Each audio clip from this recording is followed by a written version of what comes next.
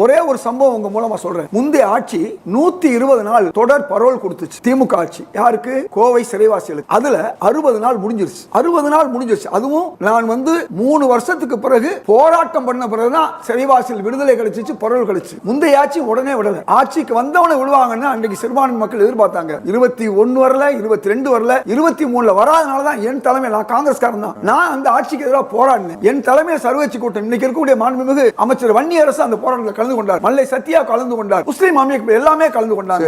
எதுக்கு சொல்ல வரேன்னா, அந்த ஒரு கட்டத்தில் 3 ஆண்டுகள் கழித்து தான் அன்றைய மாண்புமிகு சட்டத்துறை அமைச்சர் ரகுபதி கூப்பிட்டு விடுதலைக்கு ஏற்பாடு செஞ்சார். எத்தனை வருஷம் ஆச்சு? ஒரு விஷயத்தை 2011 மாண்புமிகு முதல்வர், முன்னாள் முதல்வர், 2011 துணை முதல்வர் கோயம்புத்தூர்ல போய் கண்ணீர் மல்க, எனக்கும் தெரியும் இந்த பிரச்சனை, நாங்க ஆட்சிக்கு வந்த உடனே அவங்களை விடுதலை பண்ணணும் சொன்னார். ஆனா 10 வருஷம் ஆட்சிக்கு வரல. வந்த ஒரு வருஷத்துல விடுதலை. இதெல்லாம் ஒரு ஆட்சியுடைய தொடர்கள். அங்கே உள்ள அதிகாரிகள் என்ன காரணம்? முன்னாள் முதல்வர் ஸ்டாலின் தவறு செஞ்சாரா? அதிகாரிகள் தவறு செஞ்சார்கள். இன்னைக்கு அந்த தொடர் பரோல் 60 நாள் தானே கொடுத்திருக்கணும். இந்த அரசு வந்தோட கொடுத்திருக்கணும். இதை கொடுக்க விடாமல் செயலாளர்கள், தலைமைச் செயலாளர்கள் தவறாக தகவல் சொல்றாங்க எங்கள்கிட்ட. எதுக்கு சொல்ல வரேன்னா, இதை தாண்டி அமைச்சர்கள் எல்லாரும், ஏன் மாண்புமிகு சிடிஆர் நிர்மல் குமார்ல இருந்து, சபாநாயகர்ல இருந்து, திரு ஆதவர்ஜனால இருந்து எல்லாருமே இதை செய்யணும் ஒரு முடிவு எடுத்து சொன்னா கூட அரசு செயலாளர்கள் முட்டுக்கட்டையா இருக்கிறார்கள். இந்த அரசு செயலாளர்கள் முன்னாள் திமுக ஆட்சியை வீழ்த்தியவர்கள். முன்னாள் திமுக ஆட்சி வீழ்த்தது காரணம் 2.5% உங்களுக்கு தெரியும். நான் 5 வருஷமா தொடர்ந்து கேட்டேன். நீட் விலக்கு அரசு பள்ளி மாணவர்கள், ஏழை மாணவர்கள் கிடைக்க முடியும். 7 வருஷம் எடப்பாடி கொடுத்தார். அதுக்கு தொடர்ந்து 5 ஆண்டுகளாக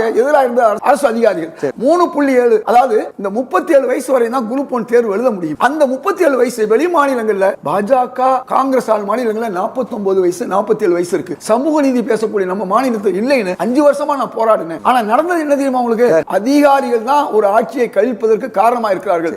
அதிகாரிகள் முந்தைய ஆட்சி கவிழ்ந்தது. அதே மாதிரி இந்த ஆட்சி கவிழ்ந்து விடக் கூடாதுன்னு நானும் உங்களோட சேர்ந்து எச்சரிக்கிறேன். இந்த ஆட்சிக்கு நான் சொல்வது ஆட்சி, நல்ல திட்டங்களை கொண்டு வரக்கூடிய ஆட்சி, இது போன்ற சில அதிகாரிகளை களை எடுக்க வேண்டும். இந்த நேரத்தில் உங்க மூலமா நான் சொல்றேன்.